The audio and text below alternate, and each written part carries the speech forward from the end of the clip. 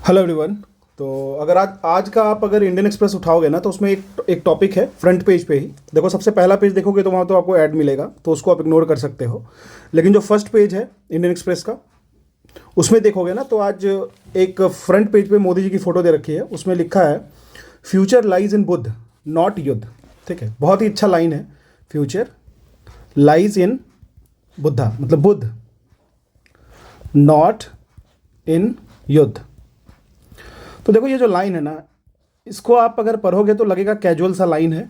और ये लाइन अगर आप किसी भी एग्ज़ाम की तैयारी करते हो, चाहे इधर वो यूपीएससी हो या फिर किसी स्टेट पीसीएस की, यूपी पीसीएस या बीपीएससी की, तो आपको लगेगा कि चलो ये हमारे यूज़ का नहीं है। लेकिन जब आप इस लाइन को देखोगे ना तो आपको इस कॉन्टेक्स्ट से बहुत सारा चीज़ ऐसा निकलता है जो कि आपको मेंस एग्ज़ाम के पॉइंट ऑफ व्यू से काफ़ी ज़्यादा हेल्प करता है।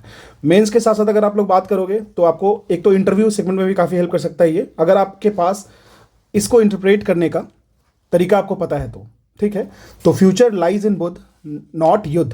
तो ये जो लाइन है ना, ये स्टेटमेंट है ना, जैसे आप मान लो रशिया यूक्रेन का वॉर चल रहा है, उसमें भी आप इस लाइन को यूज़ कर सकते हो। और फिर बहुत सारे क्राइसिस होते हैं जहाँ पे युद्ध जो होता है वो अल्टरनेटिव नहीं होता है। रिस्पेक्टिव सबको एक बुद्धा का जो पाथ है, जो बुद्ध का पाथ है, उसको फॉलो करना पड़ता है। मेरा ये सब बताने का रीज़न यही है कि जो भी आपके आसपास चीज़ें चीज़ें बीत रही हैं ना, वही आपका मेंस आंसर राइटिंग होता है। अगर आप इसको देखोगे इन वेरी कंसाइज मैनर, तो आप बस उसको ही समझ रहे हो तो आपके लिए वो आंसर राइटिंग है। जैसे अभी कोई एक यूट्यूबर है, वो राजस्थान में कहीं घूमने गया था अपनी वाइफ के साथ, एंड उसकी जो वाइफ है वो रशियन है। तो बहुत सारे जो कुछ लोकल्स गूंस थे वो उसकी वाइफ को पॉइंट करके कहने लगे कि XYZ समथिंग रुपीज़, कि इसको हम लोग ऐसे करेंगे। तो देखो चीज़ें ये है ना कि जैसे उसको, तो उस यूट्यूबर ने केस किया, FIR किया, फर्स्ट इन्फॉर्मेशन रिपोर्ट को रजिस्टर किया गया, और बहुत सारी चीज़ें उठी और बहुत ही ज़्यादा डिबेट हुआ इस पर। तो जब डिबेट हुआ ना तो आपको ये समझना चाहिए। तो आप ये सोच रहे होगे कि ये तो कोई बात, ये तो एक ऑफेंस है, एक तरीके का ऑफेंस है जो कि नहीं करना चाहिए था लोगों को। लेकिन आपको पता है ये जो सिस्टम है ना, ये बहुत ही छोटी चीज़ों से ग्रो नहीं हुआ, ये बहुत ही टाइम प्रोसेस के साथ ग्रो हुआ है। कैसे? अभी आप बहुत सारे स्टैंड अप कॉमेडियंस को देखते होगे, बहुत सारे ऐसे स्टैंड अप कॉमेडी करते हैं जो आपको बहुत अच्छा लगता है, जो बहुत सारे अब्यूज़ भी करते हैं ओपनली, और आप उस पर क्लैप भी करते हो। कुछ ऐसे यूट्यूबर्स हैं, कुछ ऐसे स्टैंड अप कॉमेडियंस हैं सो कॉल्ड, जो आपको हमेशा आपको जोक्स देखते हुए दिखेंगे, जो रशियंस पे जोक करते हैं। ठीक है, रशियन, स्पेशली रशियन वुमेन पे।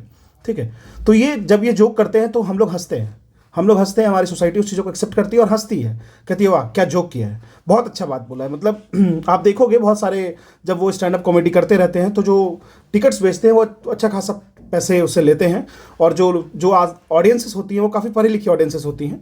ठीक है, तो वो लोग उस पर बहुत क्लैप करते हैं, लेकिन वो इसके कंसिक्वेंसेस को रीड नहीं कर पाते हैं। उनको लगता है कि हाँ ठीक है, ये बात अगर वो बोल दिया तो ठीक है, जोक है, ये हमारी सोसाइटी इसको एब्जॉर्ब करती है, ठीक है जोक है। लेकिन वही जोक जब किसी एक इंसान पे पर्सनली अगर पड़ता है तो उसको रियलाइज होता है कि नहीं, ये नहीं होना चाहिए। तो ये नहीं होना चाहिए, तो ये डिबेट का पॉइंट हुआ। और क्यों नहीं होना चाहिए, कैसे हमारे सोसाइटी को ये हैम्पर कर रहा है, कैसे हमारे मोरल को, कैसे हमारे जो एथिकल पॉइंट एक एपिसेंटर होता है उसको किस तरीके से डिस्टर्ब कर रहा है। तो यही हमारा आंसर राइटिंग होता है। ठीक है, तो इस चीज़ पे भी क्वेश्चन बन सकता है, तो ध्यान रखना। तो आंसर राइटिंग सिंप्लीफाइड जो हम लोग लाने जा रहे हैं, अब देखो सिंपल सा बात यही है कि अभी बीपीएससी दे लिया आपने, हालांकि बीपीएससी दिया गया वो तो लटका हुआ है, बहुत ही ज़्यादा कंट्रोवर्शियल एग्जाम है। यूपीपीसीएस दे लिया, प्रीलिम्स तो दे लिया, चलो यूपीएससी अब मान लो प्रीलिम्स मोड में जाने की अभी तो थोड़ा समय है, आप जा सकते हो थोड़े दिन बाद भी। लेकिन क्या होता है ना कि ये जो गैप का समय होता है ना, प्रीलिम्स हो गया, उसके बाद फिर मेंस होता है 3-4 महीने बाद, मान लो तो मेंस का हुआ, ठीक है। उसके बाद क्या होता है कि आपके पास टाइम कम बचता है, और आपको लगता है ये बीच का समय ना लगभग 1 महीने 1.5 महीने आप थोड़ा सा इधर उधर करते रह जाते हो। तो मेरा यही मानना है कि अगर हम लोग इस पॉइंट ऑफ टाइम में, अगर आप चाहो तो एक प्रोडक्टिव काम करते हैं, आंसर राइटिंग सिंप्लीफिकेशन करते हैं। सिंप्लीफिकेशन कहने का मतलब ये हुआ, मैंने अभी आपको 2 एग्जाम्पल दिया। पहला एग्जाम्पल यो रशियन वाला एग्जाम्पल, दूसरा वही जो future lies in Buddha not युद्ध, ये आपको इंडियन एक्सप्रेस पे आपको दिखने को मिलेगा फेज 1 में। तो ये 2 टॉपिक्स था ना, इस पे हम लोग ब्रेनस्टॉर्म करेंगे, किस तरीके से हम लोग इसके स्ट्रक्चर को लिखेंगे, किस तरीके से हम इसके इंट्रो को लिखेंगे, किस तरीके से इसको हम डिफरेंट जो पैराज होते हैं उसको कनेक्ट करेंगे, और किस तरीके से आंसर लिखेंगे। तो जो हमारा मेन एम होगा उसमें यही होगा कि आपको डेली ऐसे प्रोवाइड किया जाए, एक ऐसे लिखने के लिए प्रोवाइड किया जाए। देखिए ऑल्टरनेट कर लेंगे, या फिर स्टार्टिंग में 15-20 दिन ऐसे लिखते हैं, फिर उसके बाद जीएस के कुछ आंसर्स को लिखेंगे। तो इससे क्या होगा, आपकी कनेक्टिविटी बनी रहेगी। एक कॉपी ले लेना, एक कंप्लीट कॉपी ले लेना, जो खाली कॉपी होगा उस पर आप लिख करके सबमिट करना। अब देखो अब इतनी सारी कॉपीज होंगी, जैसे लास्ट टाइम हम लोग स्टार्ट किए थे, तो इतनी सारी कॉपीज हो जाएंगी तो मैं खुद अकेले तो चेक नहीं कर पाऊंगा। लेकिन इसके लिए क्या करना है ना, आपस में एक दूसरे के साथ एक दूसरे को हेल्प करना है। और जब आप आपस में एक दूसरे को हेल्प करोगे ना, तो उसमें मैं भी रहूंगा, और मैं जो भी सॉल्यूशन बताऊंगा, सुबह जैसे मान लो हम लोग एक ऐसे दे देते हैं, एक ऐसे दे दिया, जैसे मान लो यही क्वेश्चन दे दिया जो मैंने अभी आपको कहा, सुबह में मैं दे दूंगा और शाम 3 बजे तक, या फिर मैं एक टाइम बता दूंगा कि इतने 1.5 घंटे में आपको लिखना है या फिर 1 घंटे 20 मिनट में लिखना है। आप उसको लिख करके 8 से 10 पेज, जैसे अगर आप मान लो बीपीएससी पॉइंट ऑफ व्यू से लिख रहे हो तो 800 वर्ड्स लिख दिए, फिर अगर यूपीएससी लिख रहे हो 1000 to 1200 वर्ड्स लिख दिए, तो ये आपका टाइम फ्रेम होगा। 8 से 10 पेज आपको लिखना होगा, उसको लिख करके पीडीएफ फॉर्मेट में। देखो कुछ चीज़ें हैं जो मैं बता दे रहा हूँ, बाद में मत कहना कि कोई किसी ने चेक नहीं किया या फिर इसको मतलब कुछ इवैल्यूएशन नहीं हुआ। मैं आपको पहले बता देता हूँ। फर्स्ट चीज़ तो आपको ये याद रखना है कि आप जो भी आंसर लिखोगे उसको क्लियरली, मतलब कैम स्कैनर से कर लो या फिर डॉक स्कैनर से कर लो, या फिर बहुत सारे स्कैनर्स आते हैं उनसे स्कैन करना। स्कैन करने के बाद ये प्रॉपर करना, ये इंश्योर करना कि आपने जो भी पेजेस को स्कैन किया है वो आपका कंप्लीटली अच्छे से विजिबल है कि नहीं है। अगर अच्छे से विजिबल नहीं होगा तो फिर उसको देखना मतलब बहुत ज़्यादा दिक्कत होता है। मैंने लास्ट ईयर देखा था कि बहुत सारे आंसर ऐसे होते थे जिसको रीड करना मुश्किल है, और रीड करने के बाद फिर भी अगर आपने लिख के भेजा है तो बहुत सारे लोग उसको देखेंगे, इवैल्यूएशन प्रोसेस पे जाएंगे, लेकिन उनके लिए वो वेस्ट ऑफ टाइम होगा, आपके लिए भी वेस्ट ऑफ टाइम होगा। तो आप उस पीडीएफ को जो आप बनाओगे उसको बहुत अच्छे तरीके से स्कैन करोगे, फर्स्ट तो ये ध्यान रखना। दूसरी बात, उसको अपलोड करना विथ योर नेम, मतलब नेम नहीं भी लिखोगे तो मतलब एटलीस्ट टॉपिक लिख लेना, और नेम अगर नेम लिखते हो तो एटलीस्ट आपको ये सर्च करने में इजी रहेगा कि आपने कौन सा आंसर लिखा था, आपका आंसर कहाँ पे है, इवैल्यूएटेड कॉपी कहाँ पे है। और कोई भी अगर कोई भी जो आपस में, जैसे मान लो आपका एक इकोसिस्टम होगा, मैं बता दे रहा हूँ, आप वो जो ग्रुप मैं अभी आपको टेलीग्राम पे प्रोवाइड करूंगा ना, ऑलरेडी आंसर राइटिंग का ग्रुप था हमारा, अब मैं उसको एक्टिवेट करने जा रहा हूँ। उस ग्रुप में सिर्फ और सिर्फ आप मॉडल आंसर, अपने आंसर को डालोगे, जो आपका आंसर होगा, मैं तो सुबह सुबह क्वेश्चन डालूंगा, जो आपका आंसर होगा उसको डालोगे, और उस पर कोई भी बकवास का चैट नहीं होना चाहिए, कोई भी चैट उस पर अलाउड नहीं होगा। जो भी अगर उल्टा पुल्टा लिखेगा या कुछ भी चैट करने की पर्पज में आएगा तो उसको मैं ब्लॉक करूंगा, वो उसके बाद फिर उसको अनब्लॉक नहीं किया जाएगा, ठीक है। तो वो आंसर फॉर्मेट में होगा। देखो धीरे धीरे इनिशिएट करो, फिर उसके बाद हम लोग देखेंगे और क्वेश्चंस बढ़ाने होंगे तो क्वेश्चन ही बढ़ा लेंगे, लेकिन अभी हमारा जो मेन काम होगा उसको उस पर हमारा यही फोकस है कि किस तरीके से हम लोग इसको मोर प्रोडक्टिव करें। तो मैंने आपको एसए का फॉर्मेट बताया किस तरीके से होगा, इस तरीके से जीएस का आंसर भी लिख देंगे। चलो ये भी हम कह देते हैं कि चलो इसको शॉर्ट आंसर भी हम लोग लिखने की कोशिश करेंगे। बहुत सारे शॉर्ट आंसर्स होते हैं, जैसे आप एग्जाम में देखते होगे, जैसे जुडिशियल रिव्यू पे आ गया, जुडिशियल एक्टिविज्म पे आ गया, कैसे कलेजियम सिस्टम हो गया उस पे हो गया, वन नेशन वन इलेक्शन की बात कर लेते हैं। तो ऐसे बहुत सारे चीज़ें होंगी जिसको हम लोग एक स्मार्ट तरीके से छोटे छोटे पेजेस में बना के पहले तो फुल एक्सप्लेनेशन के साथ लिखने की कोशिश करेंगे, फिर उसको किस तरीके से ऐड करना है, कैसे हम लोग अपने जो सिलेबल होती है उसको मैच करेंगे, किस तरीके से हमारा जो पैराज होगा वो कनेक्टेड रहेगा एक दूसरे से। फिर आप कौन सी अप्रोच लेते हो, ऐसे मान लो अगर आप पेस्टल अप्रोच लेते हो, चलो कुछ ये ट्रेडिशनल अप्रोच हो गया, कोई कोई होते हैं जैसे पहले सोशल ले लिए, फिर इकोनॉमिकल ले लिए, फिर पॉलिटिकल ले लिए। जो भी तरीका होगा आपका, कुछ हो सकता है अपना यूनिक वे भी होगा, वो भी हम लोग देखेंगे कि बहुत सारे लोगों का किस तरीके से यूनिकनेस रहता है। तो इसको आप करोगे आपस में, जो आपस के लोग होंगे। और हाँ, मैंने आपको ये बता दिया कि पीडीएफ फॉर्मेट में डालना, पीडीएफ के साथ साथ आपका नेम विजुअल होना चाहिए, और साथ साथ में आंसर जो करोगे तो क्लीन आंसर लिखना, कोशिश करना, थोड़ा टाइम अगर ज़्यादा भी लग जाए तो कोई दिक्कत नहीं है, स्कैन अच्छे से करके अपलोड करना।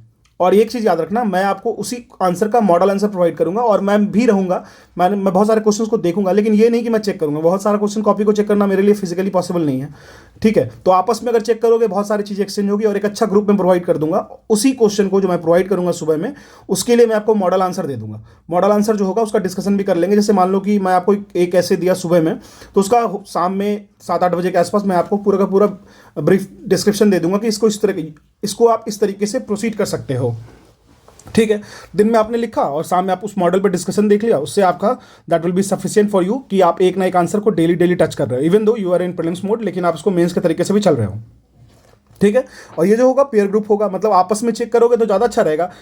मान लो कि 6-7 कॉपी आया, 6-7 कॉपी में आपने 6-7 मॉडल्स को देखा, किसी ने पेस्टल अप्रोच को यूज़ किया, किसी ने कनेक्टिविटी अप्रोच को यूज़ किया, किसी का तरीका था कि चलो हम एग्जाम्पल देते हैं, कोई एनेक्डोट्स और बहुत सारे कोड्स को यूज़ करता है। तो बहुत सारा तरीका होता है लिखने का, कोई साइंटिफिक मेथड यूज़ करता है, कोई टेक्नोलॉजिकल मेथड यूज़ करेगा, कोई फिलोसफिकल साइड में जाएगा। एक ऐसे इसका तो बहुत सारा तरीका हो सकता है ना। मतलब जैसे कोई एक ऐसे है, उसका बहुत सारा मीनिंग हो सकता है, बहुत सारे उसके पॉइंट्स हो सकते हैं जो कि डिफर कर सकता है आपका एक दूसरे से। तो अगर आप उसको रीड करोगे डिफरेंट लोगों की व्यूज़ को, तो आप बहुत ज़्यादा अच्छे से कॉइन कर सकते हो, लिखना आपके लिए आसान होगा, ठीक है। तो इस मोड पे रखेंगे, ठीक है। और खास करके मेनली देखा जाए तो अभी जो यूपीपीसीएस और बीपीएससी के बच्चे आइडियल बैठे हैं ना, जो मतलब फालतू का इधर उधर कर रहे हैं, कुछ से कुछ जो ग्रुप्स पे इधर उधर से उधर कर रहे हैं, उनके लिए सबसे अच्छा रहेगा, ये सबसे बेस्ट और सबसे आइडियल रहेगा उनके लिए कि वो इन चीज़ों को स्टार्ट करें, ठीक है। एक कॉपी बना लीजिएगा अलग से। फिर क्वेश्चन का सोच देखो, जनरली क्या है ना, एसए में अगर आप यूपीएससी की पीवाईक्यूज को उठाओगे तो बहुत ही अच्छे क्वेश्चंस मिलते हैं। मतलब ऐसे क्वेश्चंस भी हैं, देखो अब समय के साथ तो फिलोसफिकल ऐसे ज़्यादा बढ़ रहा है, लेकिन अगर आप देखोगे तो बहुत अच्छे अच्छे क्वेश्चन मिलते हैं। ये हो गया। फिर जैसे कुछ पॉलिटी से रिलेटेड हो गए, कुछ इकोनॉमी से रिलेटेड हो गए, कुछ डिजास्टर से रिलेटेड हो गए, बहुत सारे इस तरीके के ऐसे आते हैं, बहुत सारे इस तरीके के जीएस के क्वेश्चन आएंगे जो हम लोग देंगे, उसको आप लोग करते जाओगे, आंसर आपका बनते जाएगा, आप आपस में चेक करोगे, फिर एनालाइज करोगे, 1-2 कॉपी अच्छे तैयार कर लोगे। लगभग अगर आप मान लो ऐसे कम से कम 25 से 30 लिख लेते हो, 25 से 30 लिख लेते हो किसी भी एग्जाम से पहले से ना, तो that will be better for you to go for the exam. ठीक है, तो ये काफ़ी हेल्प करेगा। तो क्वेश्चन सोच तो मैं आपको बता दूंगा, फिर मॉडल आंसर डिस्कशन हम कर लेंगे और स्ट्रक्चर डिस्कशन कर लेंगे, किस तरीके से को प्रोसीड करेंगे। ठीक है, तो ये जो आंसर राइटिंग सिंप्लीफिकेशन है ना, वो आपको बहुत मदद करेगा। अगर आप इसको नज़दीक से देखोगे ना, तो आपको लगेगा कि हाँ, अगर आप मान लो 30 दिन लगातार कर लेते हो, 30 क्वेश्चन अगर आप तैयार कर लेते हो, तो आप उस फेज में आ जाओगे जहाँ पे आपको लगता है कि आप इससे अच्छा कर लोगे। बहुत सारे ऐसे होंगे जो मेंस की तैयारी कर रहे होंगे, बीपीएससी हो, यूपीपीसीएस हो, तो आप उस मॉडल में भी रहना, लेकिन ये एक आंसर लिख लेना कोई बहुत बड़ी बात नहीं होगी। इवन दो आप यूपीएससी की भी तैयारी कर रहे हो, प्रीलिम्स पास में है, फिर भी आपको ये मदद कर सकता है। इसके साथ साथ कोशिश करेंगे, अभी तो वैसा डिसाइड नहीं किया है, लेकिन फिर भी कोशिश करेंगे कि जो PT 365 है उसको मैं पढ़ा दूंगा, अगर समय बचता है तो। ठीक है, तो ये हमारा आंसर राइटिंग सिंप्लीफाइड है। मैं जो टेलीग्राम ग्रुप होगी आंसर राइटिंग की, वो अपने मेन ग्रुप में भी डाल दूंगा। टेलीग्राम पे जो है, मतलब टेलीग्राम पे जो है ग्रुप, तो आपको पता ही होना चाहिए। ग्रुप का नाम है IAS PCS सिंप्लीफाइड। ठीक है, सिंप्लीफाइड। इसके डिस्क्रिप्शन में जाओगे तो आपको यहाँ पे भी मिल जाएगा, आंसर राइटिंग ग्रुप भी मिल जाएगा। ठीक है, वो भी देख लेना। और इसके साथ साथ जो यूट्यूब है उसके डिस्क्रिप्शन में भी आपको इसका आंसर ग्रुप मिल जाएगा, उसमें आराम से जुड़ना। ठीक है, क्वेश्चंस मिलेंगे, आंसर करना, आंसर करने का एक दूसरे की चेक करना। देखो ऐसा मत करना ना, कभी कभी मैंने बहुत सारे लोगों को देखता हूँ कि वो सेल्फिश की तरह बिहेव करते हैं। सेल्फलेस रहोगे तो काफ़ी फायदा मिलेगा आपको खुद को भी। दूसरे की आंसर रीड करोगे ना, उससे खुद बेनिफिट होता है। ऐसे मैंने बहुत सारे लोगों को देखा है जो दूसरों की आंसर को रीड कर करके बिना किसी कोचिंग के, बिना किसी आंसर राइटिंग प्रोग्राम के बहुत अच्छा कर लिए हैं। तो इसको आप फॉलो कर सकते हो, क्योंकि ये काफ़ी हेल्प करता है। ठीक है, तो आप दूसरों की आंसर रीड करना, वो आपको बहुत बेनिफिट करेगा। तो ये आप जुड़ सकते हो। आप आंसर राइटिंग में एक दूसरों की रीड करो, डिस्कशन में पार्ट लो, और फिर 1 महीने बाद देखना आपका आंसर राइटिंग बहुत अच्छे पोजीशन पे होगा। ठीक है, थैंक यू।